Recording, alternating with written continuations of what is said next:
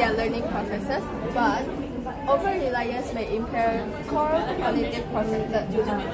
These are fields, research objective, problem statement of the gaps, and hypotheses that will cover throughout this whole research. And for the conceptual framework here, we have the individual independent variable of frequency of ChatGPT use measured by average. Okay, ini study pasal rely on carbon performance. So dia ada tsunami and classical music condition. Okey. Daripada dua ni, soal mood dengan klasik, based on your data collection, mana yang lebih? So based on the collection, classical music is verbal and visual tasks scored higher than the Dia punya Pacific is a mixed gender, a mixed religion or mixed religion. so far okay semua? Okay. Alright. Ada apa-apa ya kak?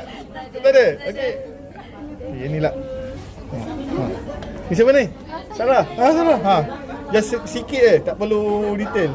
Saya punya study tentang teacher favoritism and student bias. Tapi study ni dia lebih controversial lah sebab benda ni actually dia tak pernah dibuat kat Malaysia. Okay.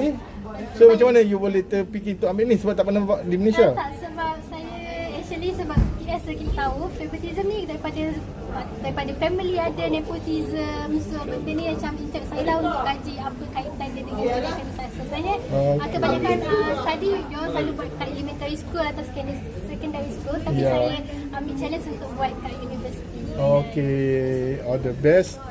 Saya punya study basically eksperimen pasal auditory dissection lah, pasal gangguan bunyi dan juga gender kepada working memory capacity.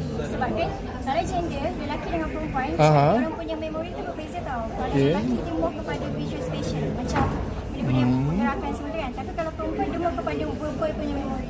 Tapi kan kalau orang kata perempuan dia boleh ingat salah orang 5 tahun yang lalu. Semua memang sebab perempuan punya verbal working memory tu better lah dengan lelaki. Okay, alright. So macam nak tahulah kalau daripada perbezaan gender tu, kalau dia orang under auditory dissection macam ada bunyi bising-bising